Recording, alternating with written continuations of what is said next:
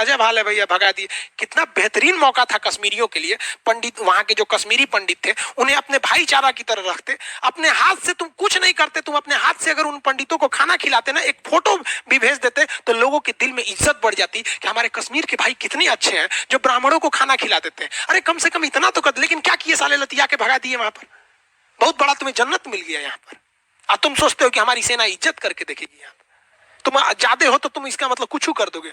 हाँ, हद हो गया यार। खुद चौपट करते हो अपने यार, बस क्या करोगे यार, माथा फोड़ ले हम अपना। ऐसा पढ़ेगा सब संविधान तब ना।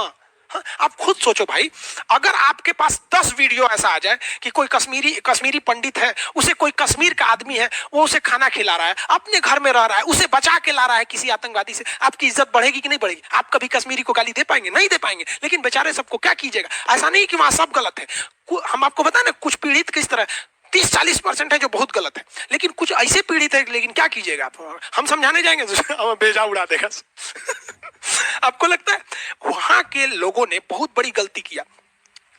आप बताइए, सिख लोगों को देखा है? सिखों के 2-2 गुरु को मुगलों ने मार दिया। अर्जुन देव को, तेग बहादुर को मार दिया कि नहीं मार दिया? इन लोगों ने ऐसे मार दिया यहाँ पर इन लोगों ने। लेकिन उन्हीं सिखों ने शाहीन बाग में जब महिलाएं बैठी थी ना, तो उन्हें खाना पहुंचाया था। ये होती है यार इंसानियत। हम समझाएंगे तो आप दूसरे बात होता है, इमोशनल हो जाता है आदमी समझाने वक्त। इसलिए कहा जाता है कि जब भी कोई विवाद हो तो आप किसी आर्बिट्रेरी यानी जो मध्यस्थ व्यक्ति है उससे सुलझा लीजिए। अगर मध्यस्थ को नहीं लाएंगे तो विवाद हो जाएगा। जैसे तलाक का मामला, पति पत्नी में झगड़ा हुआ, वो एकरा बोली, ये एकरा बोली, मने मन पत्नी सोच रही है एकरा से अच्छा तो पहले के बॉयफ्रेंड था। पति सोच रहा है कि सोच रहा 3 गो गर्लफ्रेंड थी, तीनों अच्छा थी, हाई कैसे चौपट मिल गई। ये दोनों आपस में मने मन बोल रहा है। दूसरे को क्या बोलेगा सब, हमको तो इस सबसे मतलब ही नहीं था, अपने में लड़ जाएगा। आप किसी मध्यस्थ को नहीं लाएगा, सब तलाक हो जाएगा। समझ आ रहा है नहीं आ रहा है? समझता है ऐसा, तलाक हो जाएगा। तो किसी समझदार व्यक्ति को लेके आइए और समझिए, क्योंकि देखिए तलाक के बाद लड़का हो, एक रियलिटी बता रहे हैं, किसी लड़की का अगर डिवोर्स हो जाता है ना, फिर समझिए उसकी लाइफ में से 80% खुशी वैसे खत्म हो जाती है। दूसरी लाइफ सक्सेस नहीं हो जाती, क्योंकि उसके ऊपर एक दाग लग जाता है कि तू छोड़ल है।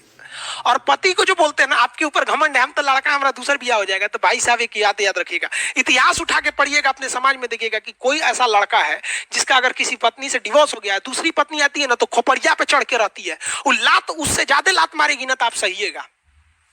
और दिन पर दिन ताना मारेगी आपको कि ये रहनिया से तो पहल की छोड़ के चल गई, और आप सहिएगा।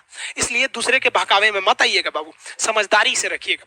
जो रिश्ते आप स्कूल कोचिंग में ढूंढते हैं ना, वो एक लेई होता है, लेई छोड़ देता है। और जो भगवान रिश्ता बना के भेजा है ना, वो फेविक्विक है, नहीं छोड़ेगा। Because if you select for your partner, she will या ही विल बी बेस्ट, वो आपके लिए बेस्ट हो सकती है अगर आप खोजते हैं। लेकिन अगर भगवान आपके लिए भेजा है ना, तो वो बेस्ट नहीं है, वो यूनिक है। यूनिक मतलब ओनली वन, बेस्ट मतलब नंबर 1। तो नंबर 1 से तो बहुत बड़ा होता है ओनली 1। इसलिए ईमानदारी से रखिएगा बाबू, माँ बाप का सर कभी मत नीचे कीजिएगा, वरना हमें अफसोस होगा कि हमने आपको शिक्षा दिया था।